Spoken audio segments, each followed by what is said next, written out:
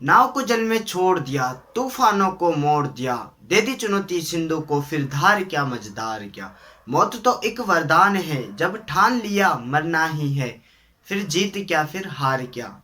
जब चल दिए तुम संघर्ष की राह पर, फिर फूल क्या फिर कांटे क्या। इसी के साथ मैं हरिओम स्वागत करता हूँ आपके अपने परिवार एचओ स्टडी ग्रुप में।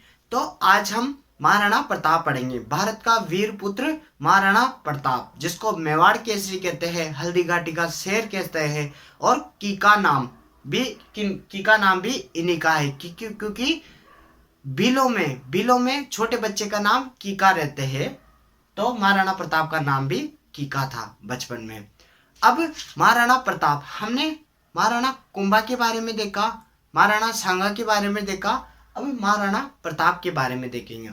हमने कुंभा और सांगा के बारे में मैं अंत में तीनों को एक कहानी बनाकर समझा दूंगा। पहले महाराणा प्रताप की बात करते हैं, ठीक है। अब महाराणा प्रताप का हम क्या देखेंगे, इनका एक तो जन्म देखेंगे, इनके जन्म के बारे में देखेंगे, एक इनके युद्ध देखेंगे, इनके जीवन काल के युद्ध देखेंगे, ठीक है। महाराणा प्रताप, अब देखो इनका जन्म तो महाराणा प्रताप का जन्म 9 मई 1540 में हुआ था। कब हुआ था? ज्येष्ठ शुक्ल तृतीया को इनका जन्म हुआ था। ज्येष्ठ शुक्ल तृतीया को, मतलब जीएसटी लगी थी इनके जन्म के टाइम पे, ऐसे याद रख लेना। ज्येष्ठ शुक्ल तृतीया को 9 मई 1540 को महाराणा प्रताप का जन्म हुआ था। अब इनके पिता कौन थे और इनकी माता कौन थी? पिता तो मैंने आपको बता ही दिया था, जिसने उदयपुर बसाया। उदयपुर शहर किसने बसाया था? उदय सिंह ने बसाया था। कब बसाया था? तो 1559 में। तो 1459 में राव जोधा ने जोधपुर बसाया था। तो 1727 में सवाई जय सिंह ने जयपुर बसाया था। अब इनकी माता कौन थी? उदय सिंह, इनकी माता जयंता बाई थी। अखेराज सोनगरा की पुत्री थी जयंता बाई। महाराणा प्रताप का जन्म उदय सिंह व जयंता बाई की कोख से हुआ था, ठीक है। अब इनकी पत्नी कौन है? तो इनकी पत्नी अजद्दे पंवार, जो कहाँ की थी? बिजोलिया भीलवाड़ा की। कहाँ की थी? बिजोलिया भीलवाड़ा की थी, ठीक है। राव मामरक और हंसाबाई की पुत्री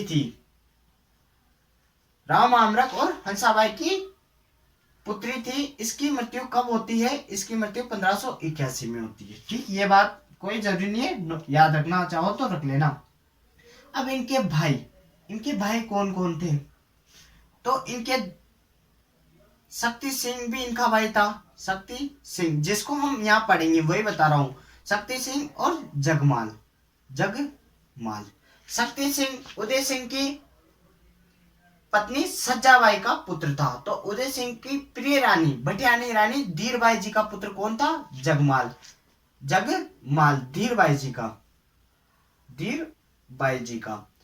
तो ये सज्जाबाई जी का पुत्र था। प्रिय पत्नी कौन थी इनकी? धीरबाई जी थी। इनके कहने पर यह जगमाल को अगला उत्तराधिकारी घोषित कर देते हैं, ठीक। इनका पुत्र कौन है? तो इनका पुत्र अमर सिंह है। कौन है?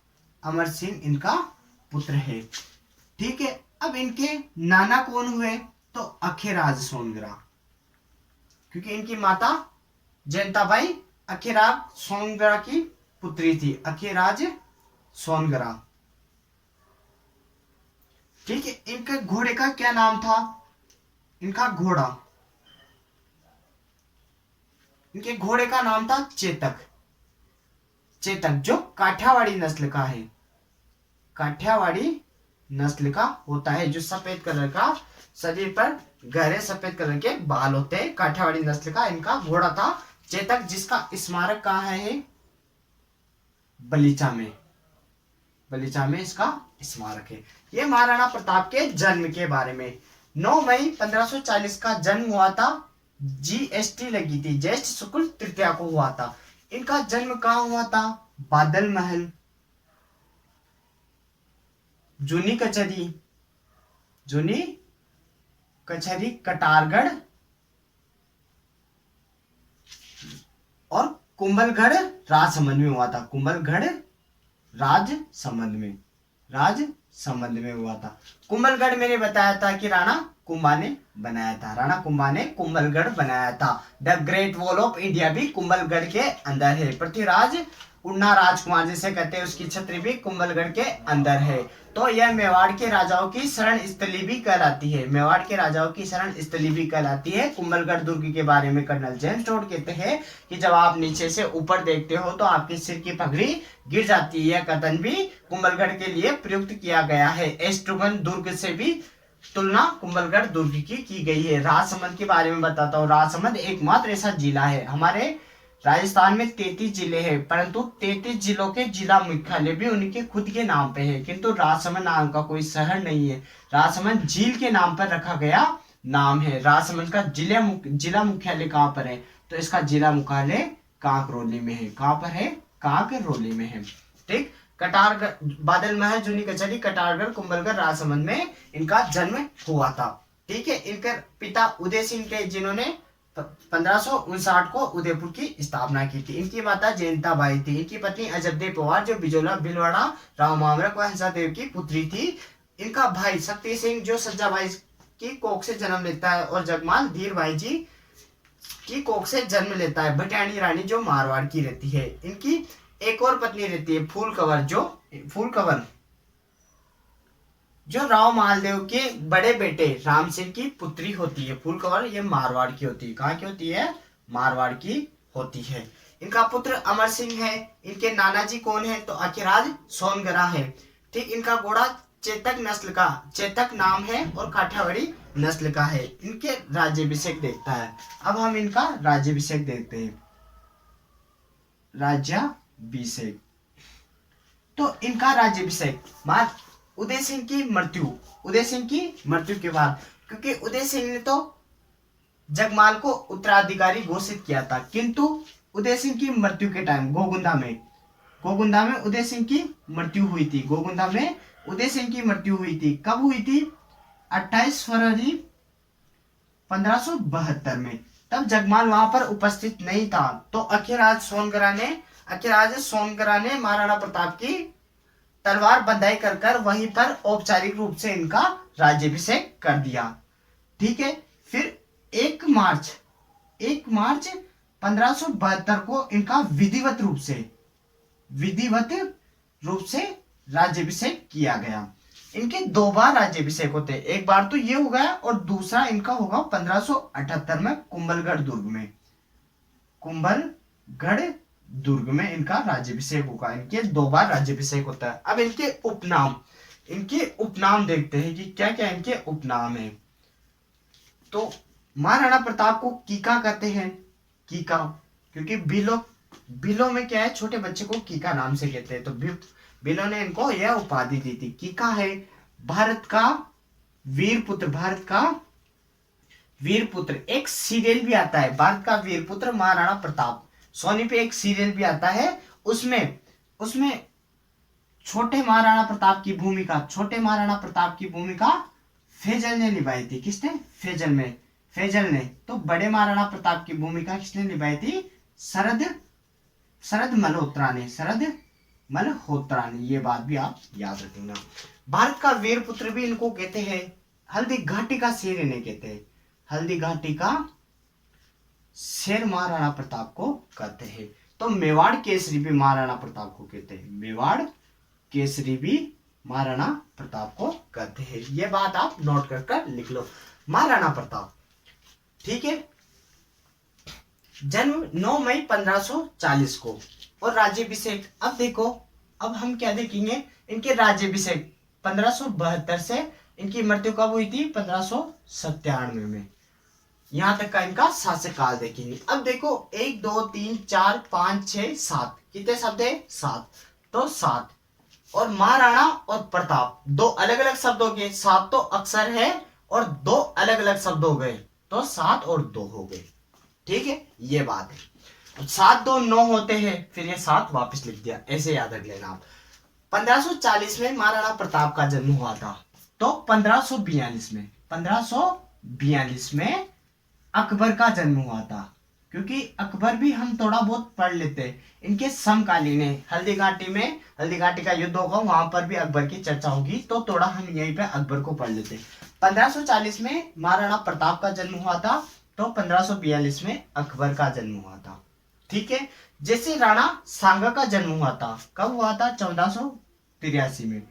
तो उसके 1482 में, तो उसके एक साल बाद 1483 में किसका? बाबर का जन्म हुआ था। वैलेंटाइन डे 14 फरवरी को बाबर का जन्म हुआ था। ऐसे ही हमने अकबर का जन्म देख लिया 1542 में। तो अकबर का राज्याभिषेक कब हुआ था? तो 1556 में, 14 फरवरी 1556 में अकबर का राज्याभिषेक हुआ था। अब अकबर शब्द लिख दो, अकबर। ठीक, अ का मतलब ये अनपढ़ था, और अमरकोट में जन्म हुआ था। अमरकोट में जन्म हुआ था। कैसे? कालानौर में इसका राज्याभिषेक हुआ था।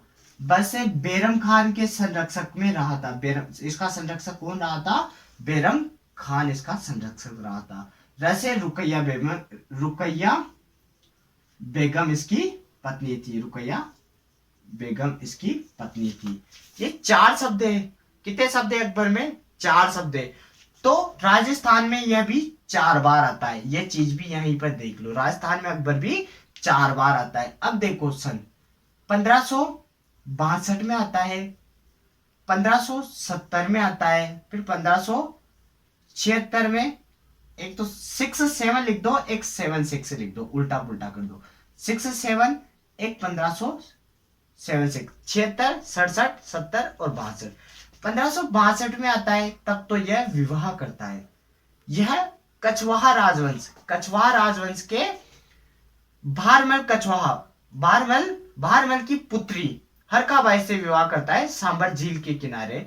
और भारमल को यह 5000 मनसब देता है और अमीर उल उमरा की उपाधि देता है, और मानसिंह कछवाहा को अपने दत्तक पुत्र के रूप में ग्रहण करता है, और उसको दत्तक पुत्र है ना, तो उसको फर्जंद की उपाधि देता है, उसको 7000 मनसब देता है। जो राजपूत के राजाओं में सबसे ज्यादा मनसब मानसिंह को मिला था, 7000 मनसब। ठीक, ये विवाह 1570 में आता है, तो नागौर दरबार बिठाता है। वहां पर शुक्र नामक तालाब की खुदाई भी करवाता है। ठीक है, नागौर दरबार 1570 में, जब अकबर अपने यहाँ आता है। ठीक, और 1567 में आता है, तब ये चित्तौड़ का अभियान करता है। तो चित्तौड़ का तृतीय शाखा होता है। पहला शाखा मैंने आपको बताया था 1303 में होता है, अप्रैल 1303, राणा रतन सिंह और पद्मावती के टाइम पे। फिर दूसरा वाला बताया था 1534 में, कर्मावती जो राणा सांगा की पत्नी रहती है, वह जोहर करती है और भाग सिंह के नेतृत्व में। तो एक सांगा कब होता है? 1567 में। ठीक, यहाँ पर जयमल फतेह सिसोदिया, कल्लाजी राठौड़ लड़ते हैं और फूल कंवर जोहर करती है। ये बात ये है। और ये 1576 में आता है, जब हल्दी घाटी का युद्ध होता है। ठीक, ये अकबर के बारे में थोड़ी सी जानकारी दे दी, क्योंकि महाराणा प्रताप का समकालीन है। अब महाराणा प्रताप का जन्म देख लिया, इनके माता पिता, पत्नी, भाई, पुत्र, नाना, इनके घोड़ा, इनके राज्याभिषेक देख लिया। ये महाराणा प्रताप के बेसिक हो गया। ठीक, अब इनके द्वारा लड़े गए युद्ध को देखेंगे। महाराणा प्रताप, ठीक है, ये अब इनके द्वारा लड़े गए युद्ध, हल्दी घाटी का युद्ध जो इतिहास में फेमस है, उसके बारे में देखेंगे। इनके उपनाम भी देख लिए। ठीक, अब हल्दी घाटी का युद्ध देखते हैं। तो हल्दी घाटी का युद्ध कब हुआ? आप कमेंट करके बताओ कि हल्दी घाटी का युद्ध कब हुआ, आप कमेंट करके बताओ। और एक बार लाइक भी कर दो और एक बार शेयर भी कर दो, अगर बढ़िया लगे तो। अब हल्दी घाटी का युद्ध देखते हैं, है ना। हेडिंग डालता हूं मैं, हल्दी घाटी का युद्ध। हल्दी खाओगे तो हल्दी घाटी का युद्ध याद रखना, हल्दी घाटी का युद्ध। अब देखो, हल्दी घाटी का युद्ध, हल्दी घाटी कहां पड़ता है? हल्दी घाटी का युद्ध 18 जून 1576 को होता है। हल्दी घाटी का युद्ध 18 जून 1576 को होता है। किंतु एक इतिहासकार गोपीनाथ शर्मा यह मानता है कि 21 जून 1576 को यह युद्ध हुआ है। तो ये भी मान लेते हैं। तो आपको 18 जून या जून 1576 याद रखना है। ठीक है, जून 1576 याद रखना। हल्दी घाटी कहाँ पर है? हल्दी घाटी कहाँ पर है? तो गोगुंदा व खमनोर पहाड़ियों के बीच में राजसमंद में हल्दी घाटी का युद्ध हुआ था, जहां पर बनास नदी गुजरती है। ऐसे याद रख लो। अब देखो, अब हल्दी घाटी, ये इसके उपनाम क्या क्या है ये बताऊंगा, जिसमें आपको पता चल जाएगा कि हल्दी घाटी कहां पर है। हल्दी घाटी का नाम, उपनाम क्या? हल्दी घाटी के युद्ध को गोगुंदा का युद्ध भी कहते हैं, गोगुंदा का युद्ध भी कहते हैं। इसको खमनोर का युद्ध भी कहते हैं, इसको खमनोर का युद्ध भी कहते हैं। इसे बनास का युद्ध भी कहते हैं, क्योंकि बनास नदी वहां गुजरती है ना, तो बनास का युद्ध भी कहते हैं। इसे हाथियों का युद्ध भी कहते हैं, इसे हाथियों का युद्ध भी कहते हैं। और इसे रक्त तलाई का युद्ध भी कहते हैं, इसे रक्त तलाई का युद्ध भी कहते हैं। और हल्दी घाटी के युद्ध को कर्नल जेम्स टोड ने मेवाड़ का थर्मोपल्ली कहा, मेवाड़ का थर्मोपल्ली युद्ध कहा था। ये हल्दी घाटी का, हल्दी घाटी राजसमंद में है। और राजसमंद की आकृति कैसी है? तिलक के आकार की है। ठीक, ये बात हल्दी घाटी के युद्ध के बारे में हो गई। अब देखते हैं कि हल्दी घाटी का युद्ध कैसे होता है। ठीक है, हमने जैसे देखा था महाराणा सांगा का खान वाला, ऐसा ही इसको देखेंगे। अब देखो राजस्थान के बारे में, जैसे राजस्थान का एक छोटा सा नक्शा है। ठीक है,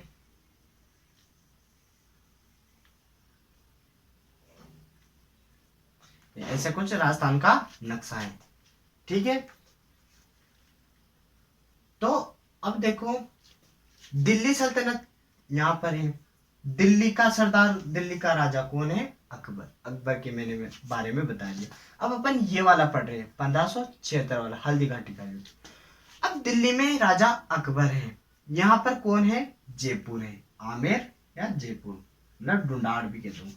यहाँ पर मेवाड़ है अपना। ठीक, यहाँ पर अपना हृदय अजमेर, अजमेर अपना हृदय है।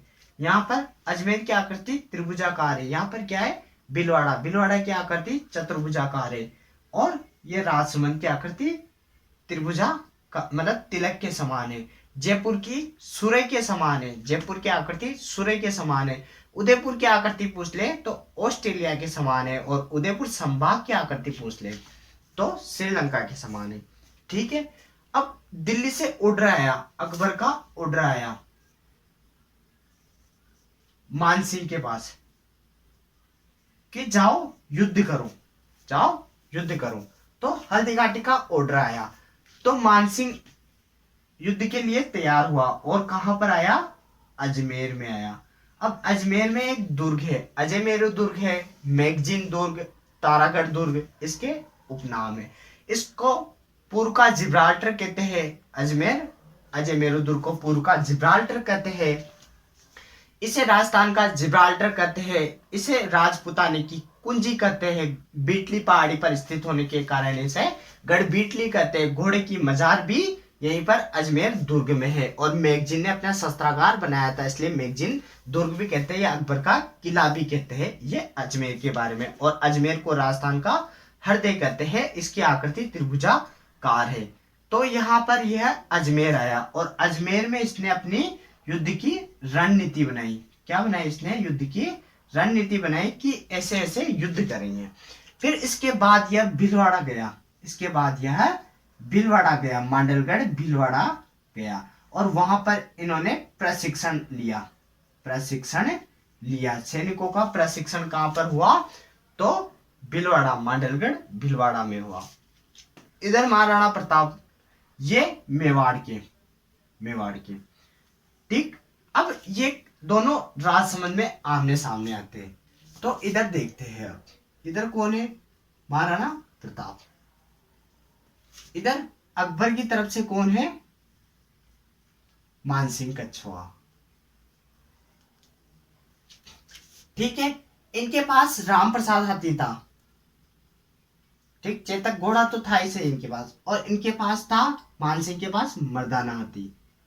जब यह हाथी, अभी बाद में यह हाथी अकबर के पास चला जाता है, तब अकबर इसका नाम बदलकर पीर प्रसाद कर देता है। क्या कर देता है? इसका नाम पीर प्रसाद कर देता है। हिंदुओं के भगवान कौन होते हैं? राम। मुसलमान किसको मानते हैं? पीर को। तो राम की जगह पीर कर देता है, राम प्रसाद की जगह पीर प्रसाद।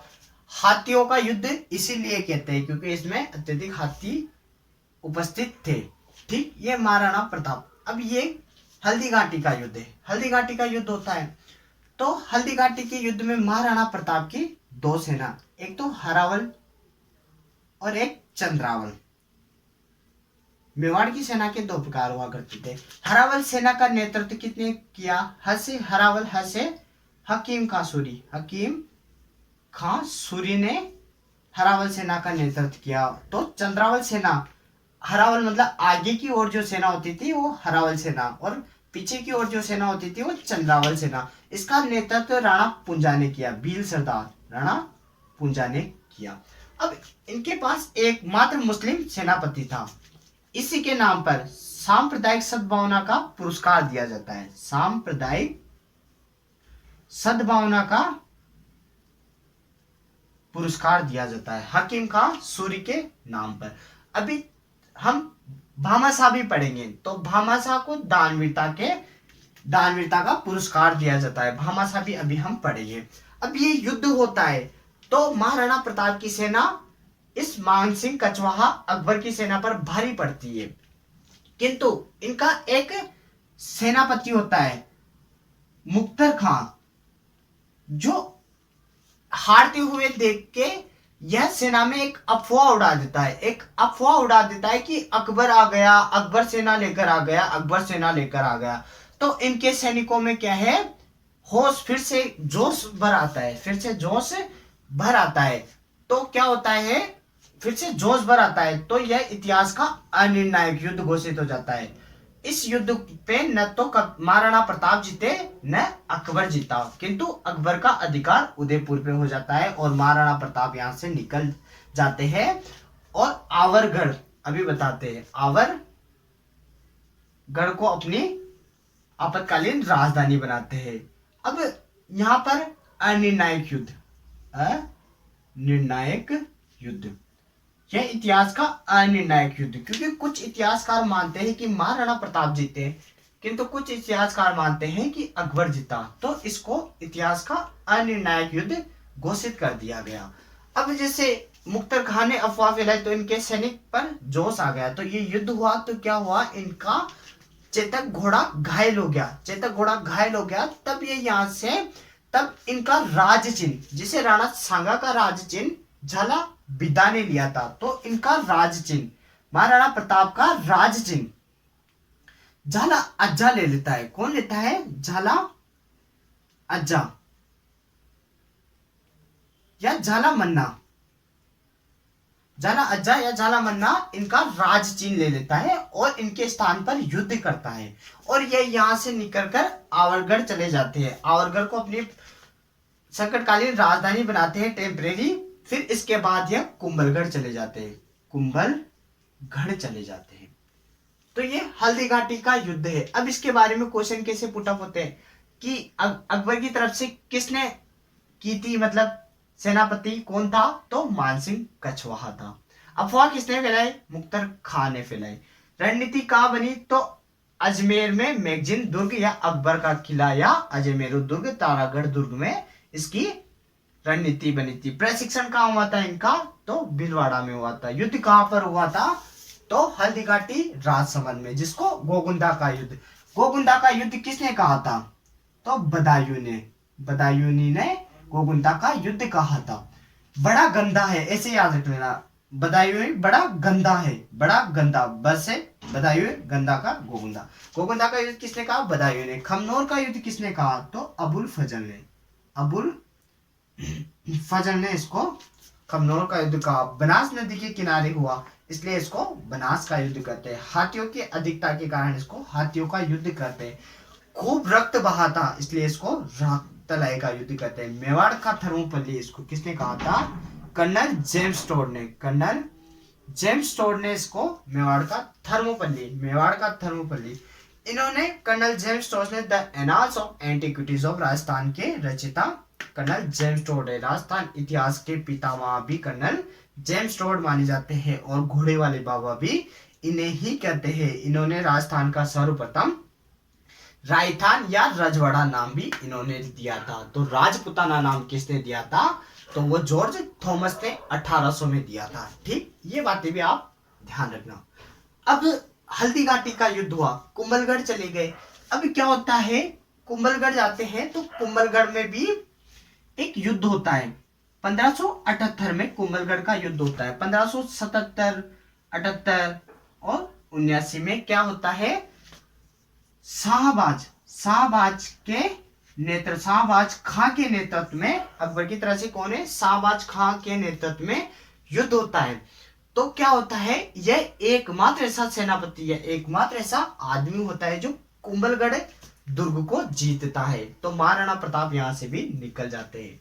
कुंभलगढ़ दुर्ग को मेवाड़ के राजाओं की शरण स्थली करते हैं। The great wall of India इसी के अंदर है, और कर्नल जेम्स टॉड ने कहा था कि आपके सिर की पगड़ी गिर जाती है। ये भी बातें आप ध्यान रखना। ठीक, राजसमंद में है।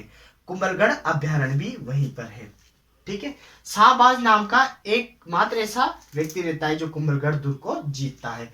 तो 1578 में यह जीतता है। फिर कुंभलगढ़ से निकलकर यह जंगलों में चले जाते हैं। यह महाराणा प्रताप कहाँ चले जाते हैं, जंगलों में चले जाते हैं।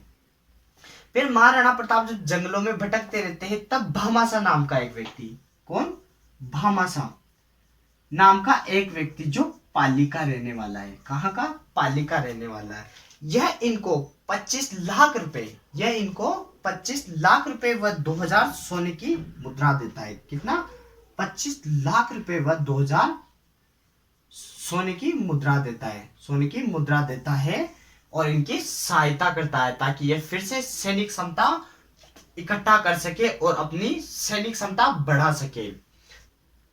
तभी तो कहते हैं, ये जंगलों में घूमते हैं तब यूं कहते हैं कि जब घास की रोटी बन बिलावड़ो ले भाग्यो, छोटो सो अमरियो चीख पड़ियो, जब राणा को दुखड़ो जाग्यो।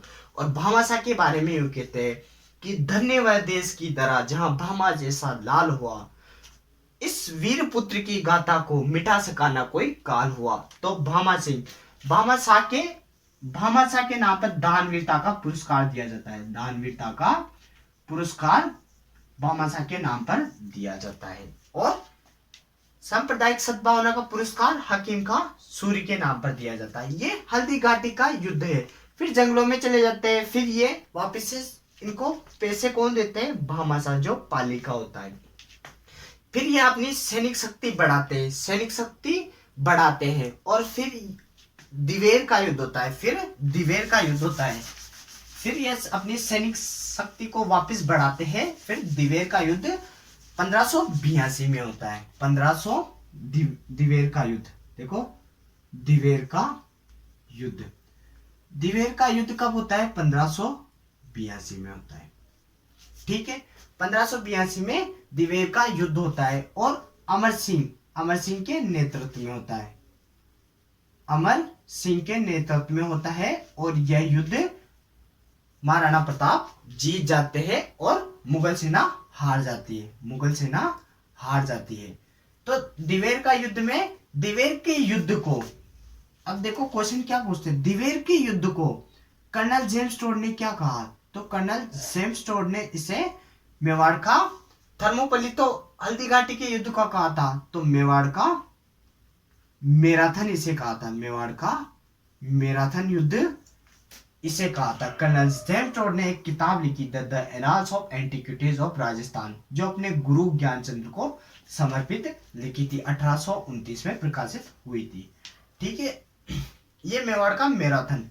दिवेर के युद्ध को आप महाराणा प्रताप की विजयों का श्री गणेश भी कह सकते हैं। महाराणा प्रताप की विजयों का, विजयश्री का या विजयश्री कह दो, विजयश्री का श्री गणेश भी कह सकते हैं। अब इन्होंने 1582, फिर इन्होंने 1585 में चावंड को अपनी आपातकालीन राजधानी बनाया।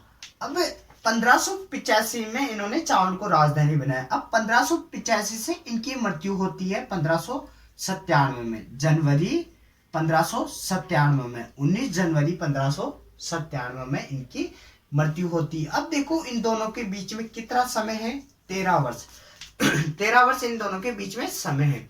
यह 13 वर्ष महाराणा प्रताप और अकबर के बीच में कोई युद्ध नहीं हुआ, कोई संघर्ष नहीं हुआ।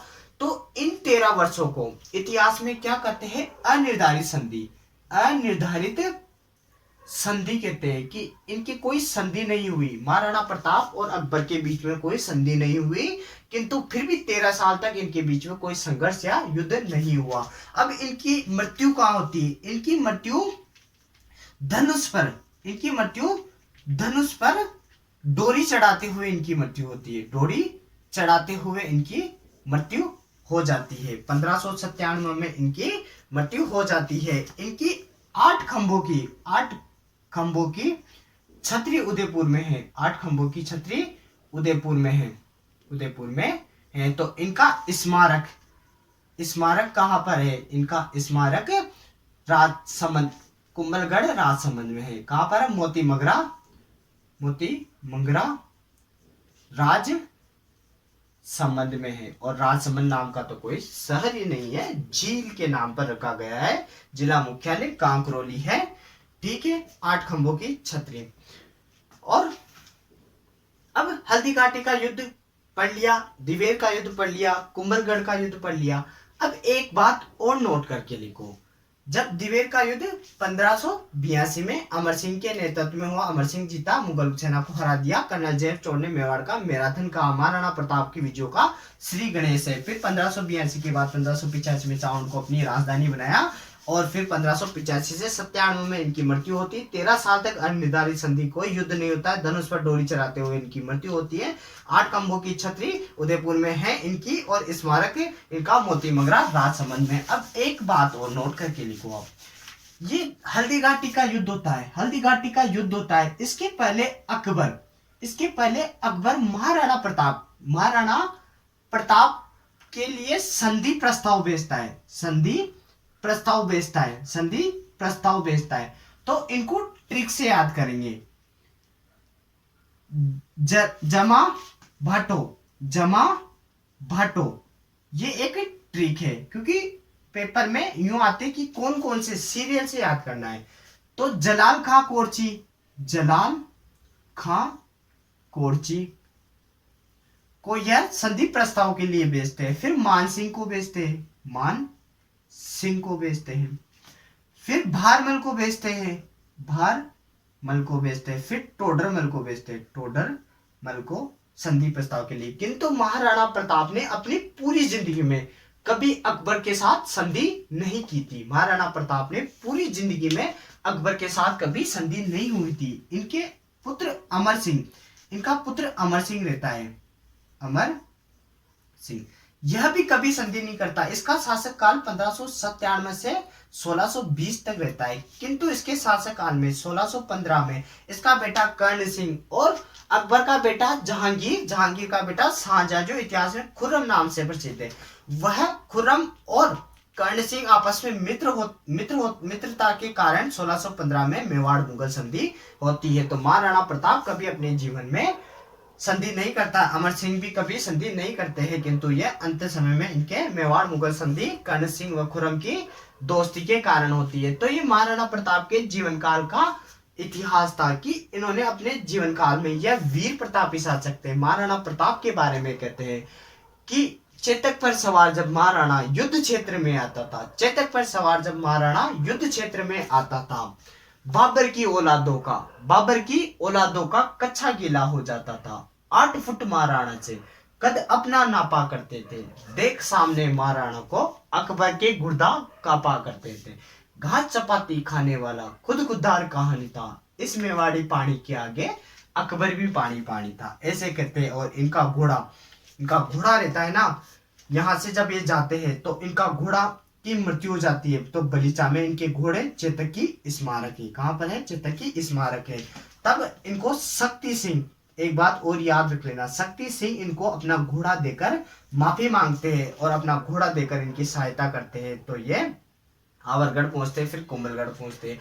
अब हम देखते हैं कि शक्ति सिंह के बारे में। तो जगमाल क्या करता है? जगमाल अकबर के पास चला जाता है। जब इनका राज्याभिषेक हो जाता है ना, तो अकबर भागकर जगमाल के पास चला जाता है। तो अकबर इनको जहाजपुर भीलवाड़ा दे देता है, जहाजपुर भीलवाड़ा की रियासत इसको दे देता है। और फिर ये दतानी का युद्ध होता है, दतानी का युद्ध होता है, वहां पर जगमाल की मृत्यु हो जाती है। तो ये बात आप ध्यान रख लेना, जगमाल की दतानी के युद्ध में मृत्यु हो जाती है। तो जगमाल के बारे में हो गया, शक्ति सिंह के बारे में हो गया, इनके पत्नियों के बारे में हो गया, इनके पुत्र के बारे में हो गया, महाराणा प्रताप के जीवन का पूरा परिचय हो गया, इनके द्वारा लड़े गए युद्ध बता दिए। ठीक है, ये महाराणा प्रताप का इतिहास था, ये महाराणा प्रताप का इतिहास था। अब देखो मैं आपको एक चीज बताता हूँ जो मैंने मेवाड़ में बताई। अभी हमने 3 पढ़े थे, राणा कुंभा पढ़ लिया, राणा सांगा पढ़ लिया, महाराणा प्रताप। अब इनको देखो 2 मिनट के अंदर पूरा रिवीजन करा रहा हूँ, आप ध्यान से सुन लीजिएगा, आप सभी ध्यान से सुन लीजिएगा। और वीडियो को देखो ज्यादा से ज्यादा शेयर कर लेना, अगर अच्छा लगे तो, और लाइक शेयर करना। और एग्रीकल्चर सुपरवाइजर की दृष्टि से ये इम्पोर्टेंट है, क्योंकि महाराणा प्रताप, सांगा और कुंभा। अब देखो मेवाड़ में अब 3 कैरेक्टर है, अपन मारवाड़ में पढ़ेंगे, डुंडाड़ में पढ़ेंगे, बीकानेर में पढ़ेंगे, कुंभा, सांगा और प्रताप। अब देखो मैं जल्दी जल्दी बताता हूँ आपको, क्या मैं आपको जल्दी जल्दी। अब कुंभा का जन्म हुआ था 1403 में, तो 1433 में इनका राज्याभिषेक हुआ था, तो 1438 में इनकी मृत्यु हुई थी। ये इनके जीवन काल। ठीक है, अब सांगा का क्या था, सांगा का क्या था, 1482 में इनका जन्म होता है, 1482 में इनका जन्म होता है, तो 1509 में इनका राज्याभिषेक होता है, तो 1527 तक शासक रहता है, तो 28 में इनकी मृत्यु होती है। ठीक है, अब महाराणा प्रताप का क्या है, 1540 में जन्म होता है, तो 1572 में इनका राज्याभिषेक होता है, 1572 में, तो 1597 में ज्येष्ठ शुक्ल तृतीया को इनका जन्म हुआ था, तो उसी दिन इनकी जयंती मनाई जाती है। 1597 में इनकी मृत्यु होती है, जनवरी 1597 में, 9 मई 1540 को इनका जन्म होता है। अब कुंभा का जीवन काल देखते हैं। कुंभा मोकल का पुत्र था, सौभाग्यवती इसकी मां थी, कुंभा की पुत्री थी रमाबाई, जिसको वाघ वागेश्वर की उपाधि प्राप्त थी। इसके जीवन में हम कितनी 4 चीजें पढ़ते हैं, जन्म पढ़ते हैं, इनके अभियान पढ़ते हैं, जन्म पढ़ते हैं, इनके अभियान पढ़ते हैं, इनकी उपाधियां पढ़ते हैं, और इनके ग्रंथ पढ़ते हैं। ये कुंभा इसी में खत्म हो जाता है। जन्म के बारे में, माता पिता, इनके पुत्र पुत्री वगैरह ये पढ़ते हैं। उदा इनकी हत्या करता है रायमल, अगला राजा रहता है, रायमल अगला राजा रहता है, जो सांगा इसका बेटा रहता है। आवल बावल की संधि होती है 1453 में, मेवाड़ और मारवाड़ की। ये जन्म के बारे में फिर अभियान देता है, अभियान के बारे में सांगानेर की संधि होती है, कब होती है, तो 1437 को ये होती है। फिर चंपानेर की संधि होती है, तो 1456 को ये होती है, 4 5 6। ठीक है, फिर बदनौर का युद्ध होता है, तो 1457 फिर कुशाल माता का मंदिर बनाता है भीलवाड़ा में, और यह विजय स्तंभ यह बनाता है, कुशाल माता मंदिर का यह निर्माण कराता है, और कुंभलगढ़ यह बनाता है। अब इनके उपाध्याय हाल गुरु, राजगुरु, परम गुरु, अभिनव भट्टाचार्य, राणो रासो, टोडरमल, नरपति, गणपति, अशुपति, इसके पास कई उपाधियां थी। इनके ग्रंथ कौन थे, संगीत सार, संगीत मीमांसा, संगीत राज, और एकलिंग महात्म्य का प्रथम भाग भी इन्होंने लिखा था। रसिक प्रिया का भी इन्होंने लिखा था। इनके दरबारी कवि मंडन वगैरह ये हुआ करते थे। तो महाराणा प्रताप के दरबारी कवि भी लिख लेना। महाराणा प्रताप के दरबारी कवि कौन थे, तो चक्रपाणी मिश्र थे, जो इनके मित्र हुआ करते थे। एक ही गुरुकुल में इन्होंने शिक्षा प्राप्त की थी। ठीक, इनके गुरु के बारे में वगैरह, ये कुंभा का जीवन यही खत्म हो जाता है। मैंने आपको पढ़ा दिया पूरा।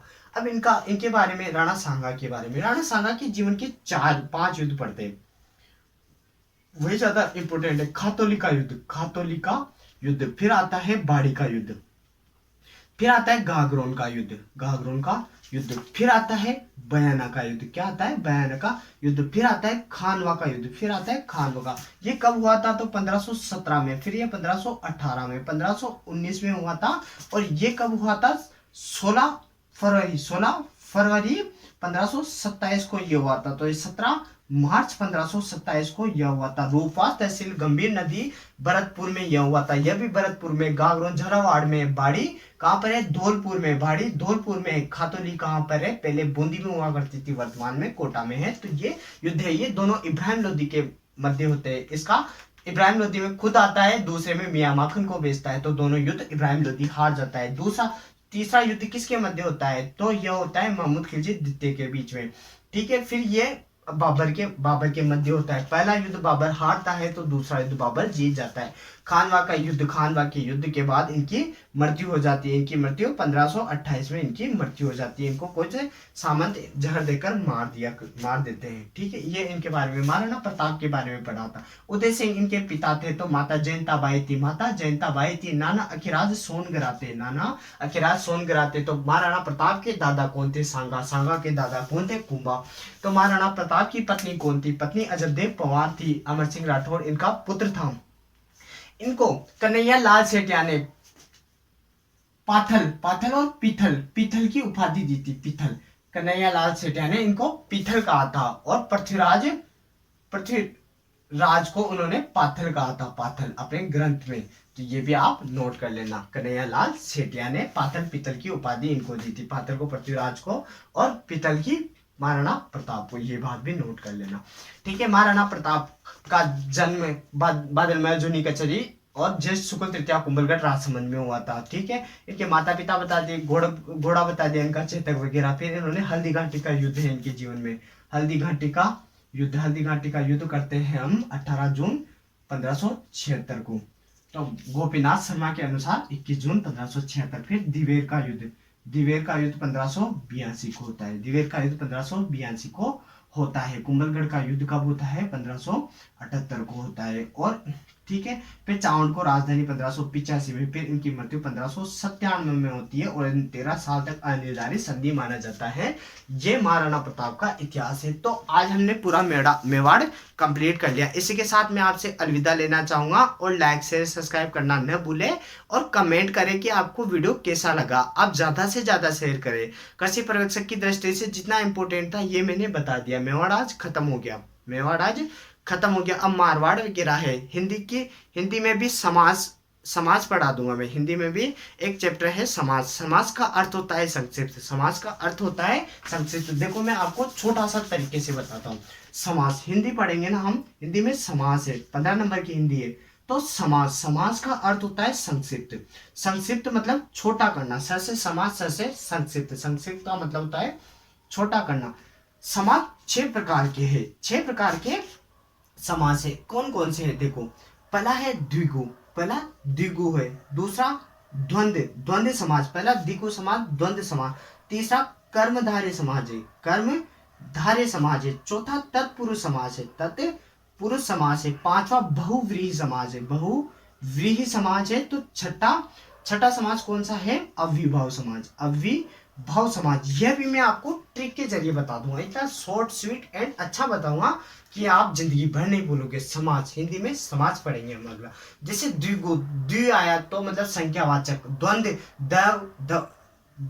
द्वंद्व ऐसे लिख दिया मैंने। तो और या धव और धव 2 शब्द आए तो और इनके बीच में आएगा। कर्मधारय मतलब जिसका कर्म को धारण करने वाला, जिसकी विशेषता होती है, जिसकी विशेषता को धारण करने वाला कर्मधारय कहलाता है। तत्पुरुष जिसमें सेकंड शब्द, द्वितीय शब्द पुरुष प्रधान होता है। ऐसे बहुव्रीहि जिसका कोई अलग ही अर्थ निकलता हो। अव्ययीभाव जिसमें आगे का शब्द अव्यय या उपसर्ग हो। तो ये आपको मैं अगले वीडियो में बता दूंगा, इसको भी एकदम शॉर्ट एंड स्वीट तरीके से। तो हम एग्रीकल्चर का पोर्शन भी चल रहा है, हिस्ट्री का भी चल रहा है, और हिंदी का भी चला देंगे। आप कंटिन्यूटी रखें, आप पढ़ना न छोड़ें, आप नोट्स बनाएं, धीरे धीरे पढ़ते रहे, और आप हमारा साथ दें। आपको वीडियो कैसा लगा नीचे कमेंट करके बताएं, और अब मैं आपसे अलविदा लेना चाहूंगा। धन्यवाद।